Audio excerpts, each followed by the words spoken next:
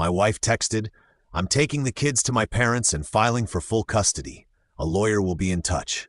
I replied, "Noted."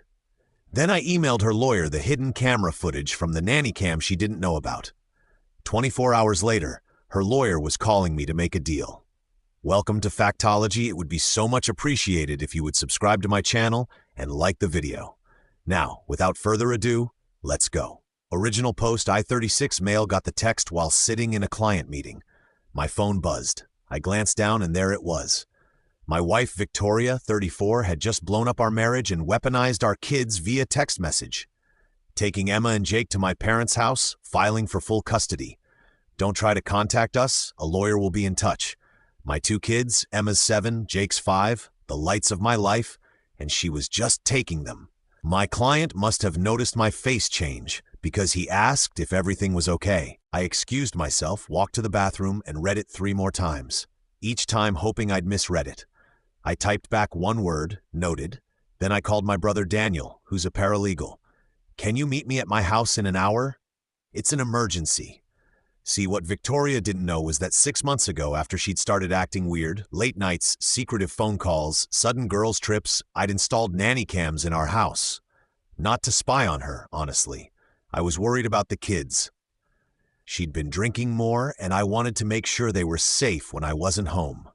The cameras were tiny, built into everyday objects. One in a fake plant in the living room, one in a clock in the kitchen, one in a picture frame in the hallway. All perfectly legal since it was my house too. And they were in common areas, not bedrooms or bathrooms. What those cameras captured over the last 6 months was illuminating. Victoria Day drinking while the kids begged for lunch. Victoria passed out on the couch at 2 p.m., while Jake cried because he'd wet himself and she wouldn't wake up. Victoria on the phone with someone saying, "No, my idiot husband has no clue. He'll pay child support and alimony forever while I live my best life with you." But the worst 3 weeks ago, Victoria's friend Brad coming over during the day. The kids were at school. What happened on my living room couch was definitely not a friendly visit. Multiple times while wearing the anniversary necklace I'd bought her. I'd been building a case, planning to confront her with a marriage counselor, but she just declared war and used our kids as weapons. Daniel arrived at my house. I showed him the text, then pulled up the footage on my laptop. His jaw dropped. "Holy crap, Tom. This is gold. Can I use it in a custody battle? Are you kidding?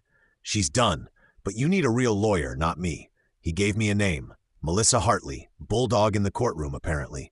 I called her office, said it was an emergency custody situation. They got me in that afternoon. Melissa reviewed everything. The drinking, the neglect, the affair, the phone call about using me for money. "Mr. Thompson, I've seen a lot of custody cases. This is one of the clearest I've encountered.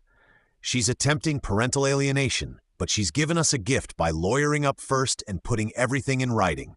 What do? Nothing. Let her think she's winning. When her lawyer contacts us, we'll respond appropriately." That was Tuesday. Wednesday morning, Victoria's lawyer called Richard Peaton from Peaton & Associates. Fancy firm, expensive. "Mr. Thompson, I represent Victoria Thompson in the matter of custody regarding Emma and Jake Thompson.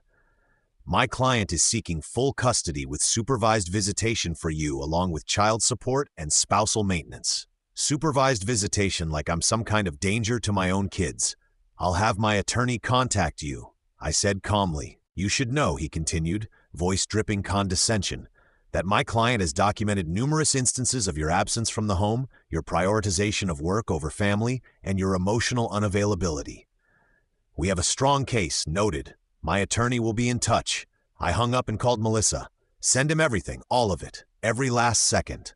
She emailed him a selection of the greatest hits. Victoria drunk at noon.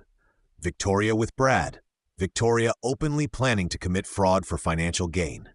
Timestamps included. The subject line, Re Thompson custody matter, evidence for review. Then we waited. Update 1. It took exactly 19 hours for Peaton to call back. Not Victoria, not a secretary, the senior partner himself. "Mr. Thompson," his voice had lost all that smugness. "I think we should discuss this matter more pragmatically. I'm listening. Perhaps we were hasty. My client may have been emotional when she filed. We'd like to propose joint custody. Joint from full custody with supervised visitation for me to join in 19 hours. Mr. Payton, your client took my children without warning, filed for full custody, and demanded I only see them under supervision. She's clearly established she doesn't believe in co-parenting. Now let's not be hasty. I'll be filing for emergency temporary custody based on the documented neglect and substance abuse. My attorney will be in touch. Wait, Mr. Thompson, surely we can. I hung up. Within an hour, Victoria was blowing up my phone. 89 texts in 45 minutes. The highlights. How dare you show that to my lawyer? That footage is illegal. You've been spying on me, you creep. Brad means nothing. I was just stressed with the kids. You're never home anyway. This is your fault. Please don't do this. Think of the children. I'll ruin you. I screenshot everything and forwarded it to Melissa. Then came the family intervention. Her sister Natalie called first. Tom, what the hell? Victoria's crying, saying, you're trying to steal the kids. She took them and filed for full custody, Natalie. I'm responding. But she's their mother. Kids need their mother. Kids need a sober, responsible parent. Check your sister's day drinking habits. You're exaggerating. She has a glass of wine sometimes. Natalie, I have 6 months of footage. Would you like to see your sister passed out at 2 p.m. while Jake cries? Silence. That's not true. It's all on camera, time-stamped, multiple incidents. She hung up. Then Victoria's mom, Linda, called. Different approach. Tears and guilt. Tom, sweetheart, I know Victoria made mistakes, but please don't take my grandbabies away from her. She's getting help. She'll do better. Linda, she was getting help while planning to take my kids and live off my money with her boyfriend. Boyfriend? What boyfriend? Oh, she didn't know about Brad. Ask your daughter about Brad. Ask her about what happened on our couch multiple times. Long pause. She said she was filing because you were absent and cold. I work 50 hours a week to support my family. I'm home every evening and weekend. I coach Jake's soccer team. I help Emma with her homework every night. The cameras show all of that too. Linda started crying harder. I didn't know. Your daughter is attempting to alienate my children from me while she's been day drinking and cheating. I'm protecting Emma and Jake. That's all. Thursday morning emergency hearing. Victoria showed up looking perfect. Hair done, conservative dress, tears ready. Brad was nowhere to be seen. Her lawyer went first, trying to paint me as a vindictive spouse, using illegally obtained bad footage to punish his wife for leaving. Then Melissa stood up. Your Honor, the footage was legally obtained from cameras in common areas of the marital home. But more importantly, let's review what they show. She played a compilation. Victoria stumbling drunk while Emma asked for help with homework. Victoria passed out while Jake hurt himself climbing on furniture. Victoria with Brad, edited for court, but clear enough. The judge's face went from neutral to concerned to angry. Mrs. Thompson, the judge addressed Victoria directly. Do you dispute this is you in the footage? It's taken out of context. Is this you? Yes or no? Yes, but and this man is not your husband. Victoria's face went red. No, I see. And in this clip, you appear to be unconscious while your 5-year-old is in distress. I was just tired.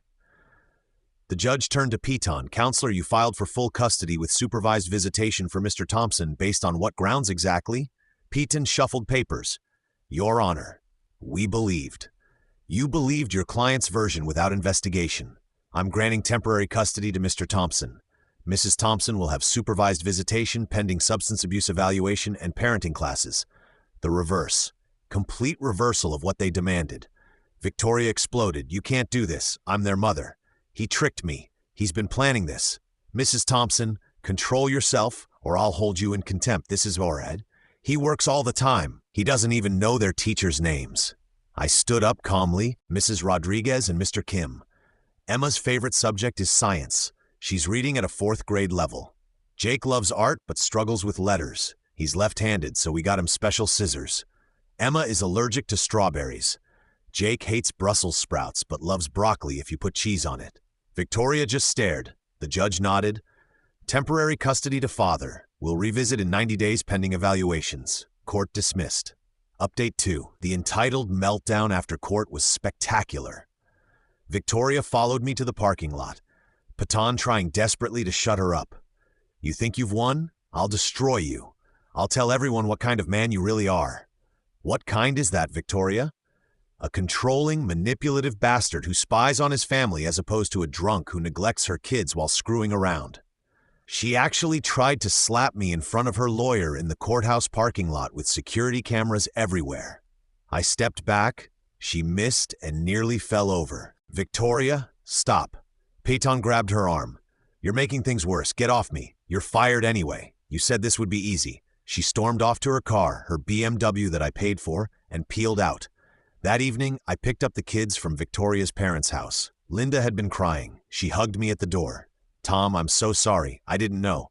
She told us you were controlling, abusive. I'm just here for the kids, Linda." Emma and Jake came running. "Daddy, are we going home?" "Yeah, kids, we're going home. Mommy said we were going to live at Grandma's forever."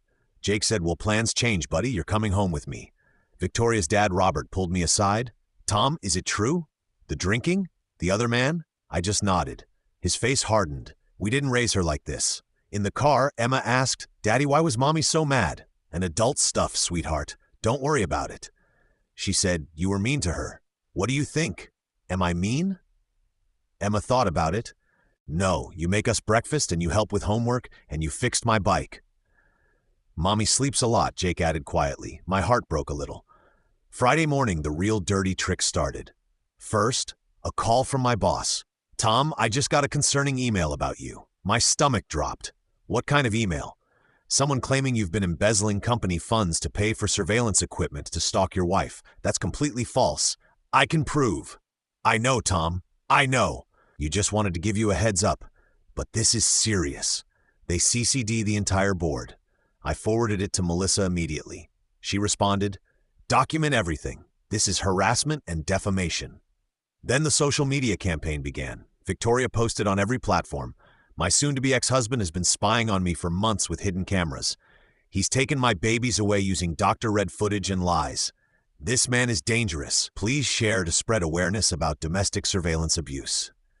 The comments started pouring in, her friends mostly people who didn't know the real story, calling me a creep and abuser worse. But then something interesting happened. Our neighbor, Mrs. Patterson, commented, "Victoria, I've seen you stumbling drunk at 1 p.m. multiple times. Tom coaches both kids' sports and does school pickup half the time. Stop lying." Another neighbor, "Maybe don't pass out drunk while your kids are home alone. Just a thought." Emma's teacher even chimed in. "Mr. Haw Thompson has never missed a parent-teacher conference. Can't say the same for you." The tide was turning. Saturday brought a new low. Victoria showed up at the house at 6 a.m. drunk or high, demanding to see her babies. "Victoria, you have supervised visitation starting Monday. You can't be here. Screw your visitation. They're my kids." She started pounding on the door. The kids woke up scared. "Daddy, why is Mommy yelling?" Jake was crying. "She's just upset. Buddy, go back to your room. I'll handle it." I called 911. "My wife is at my door, intoxicated, violating a custody order." Victoria heard me and went ballistic. Started kicking the door, screaming obscenities. The neighbors came out. When the cops arrived, she tried to play victim. "Officers, this man has stolen my children. I just want to see my babies." "Ma'am, have you been drinking?" "That's not." I had 1 glass of wine. At 6 a.m., they breathalyzed her. 0.12 at 6 in the morning. "Ma'am, you're under arrest for public intoxication and violation of a custody order." "You can't arrest me. I'm a mother. He's the criminal. Check his house for cameras. He's been stalking me." As they put her in the car, she screamed at me. "You planned this. You set me up." "Victoria, you showed up drunk." "How did I plan that?" The arrest made the local news blog by noon. Local woman arrested at ex's home in custody dispute. Her parents called mortified. Her sister Natalie texted, "I'm starting to see why you had cameras." But Victoria wasn't done. Final update. The supervised visitation was a disaster from day one. Monday 2 p.m. at the court-appointed facility. Victoria showed up looking rough. The supervisor noted she seemed agitated and potentially under the influence. They did a breathalyzer at 008 at 2 p.m. for a visit with her kids. Visit canceled. She exploded at the supervisor. "A sweet older woman named Janet, you don't understand. He's turned everyone against me, even my kids." "Ma'am, you're not sober. You cannot visit while intoxicated. I'm their mother." Security had to escort her out again. The next attempt was Wednesday. She was sober, but spent the entire hour telling the kids how Daddy was mean and trying to keep them apart. Emma, my smart, brave 7-year-old, said, "Mommy, you're lying. Daddy didn't do anything. You were sleeping all the time and Brad was at our house." Victoria's face went white. "Who told you about Brad?" "Nobody. I saw him. He was in his underwear in the kitchen." The supervisor ended the visit early due to attempted parental alienation. Thursday, I got a call from Melissa. "Tom, I just received something interesting. Victoria's boyfriend Brad, his wife just filed for divorce. She wants to testify in your custody case." Brad's wife, Heather, was a goldmine. She had texts, emails, evidence of Brad and Victoria's 6-month affair. Plans to move in together once Victoria got the house in the divorce and alimony. Victoria had texted Brad, "Tom's so stupid. I'll get the house custody and at least $4 a month. We can live so well." Brad had responded, "What if he finds out about us? He won't. And even if he does, courts always side with mothers. I'll cry abuse and get everything." Heather also had receipts, literal receipts. Victoria and Brad's hotel stays on Brad's credit card. During times Victoria told me she was at her mom's or with friends. The final custody hearing was brutal. Melissa presented everything: the neglect, the substance abuse, the affair, the premeditated fraud, the false allegations, the arrest, the failed visitations. Victoria's new lawyer, Piton, had withdrawn, tried to argue this was all a momentary lapse due to stress. "Your Honor, Mrs. Thompson is seeking help. She's enrolled in AA. She's in therapy." "Where's the proof of enrollment?" the judge asked. "Well, she's planning to enroll." Planning? This hearing was scheduled 3 weeks ago. Then Victoria took the stand against her lawyer's advice. "Your Honor, I'm a good mother. I made mistakes, yes, but Tom drove me to them. He was cold, distant, he worked constantly. I was lonely, I was depressed, Brad was just there for me." "Mrs. Thompson, the footage shows you intoxicated during daytime hours while sole caregiver to your children multiple times. I was self-medicating. Tom ignored me. Did you seek counseling? Marriage therapy? I'd know. But did you communicate your concerns to your husband? He wouldn't have listened. So instead you had an affair, neglected your children, and attempted to take them from their father while planning to commit financial fraud." Victoria started crying. Not sad tears, angry tears. "This isn't fair. Mothers should be with their children. It's natural. What's natural about being passed out drunk while your 5-year-old cries?" She had no answer. The ruling was swift and harsh, full legal and physical custody to me. Victoria got supervised visitation every other weekend, pending completion of substance abuse treatment and parenting classes, child support from her minimal since she barely worked, no alimony for her. The house stayed with me since I'd bought it before marriage. Victoria actually screamed in court, "You can't do this, I'm their mother." The judge had her removed. In the hallway after, she cornered me one last time while her parents tried to pull her away. "You destroyed my life. You destroyed your own life. I just documented it. The kids will hate you for this." The kids are relieved they don't have to watch you pass out anymore. That hit her. For just a second, I saw reality pierce through her delusion. Then it was gone, replaced by rage. I'll never stop fighting for them. Then get sober. Get help. Become the mother they deserve. I won't keep them from you if you do that." She laughed bitterly, like you'd ever let me see them normally again. "Victoria, I had cameras to protect the kids, not to hurt you. If you get clean, really clean, and can be a good mom, I want them to have you in their lives. But that's on you." Her parents dragged her away, apologizing profusely. It's been 3 months now. Victoria's completed 1 successful supervised visit. Sober, appropriate. The kids were happy to see her. She's supposedly in AA, though who knows if she'll stick with it. Brad dumped her the moment she lost the house and potential alimony.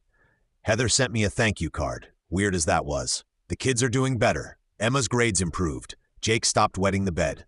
They ask about mommy sometimes, and I tell them she's sick, but trying to get better. My boss laughed off the embezzlement claim after I showed him the receipts for the cameras.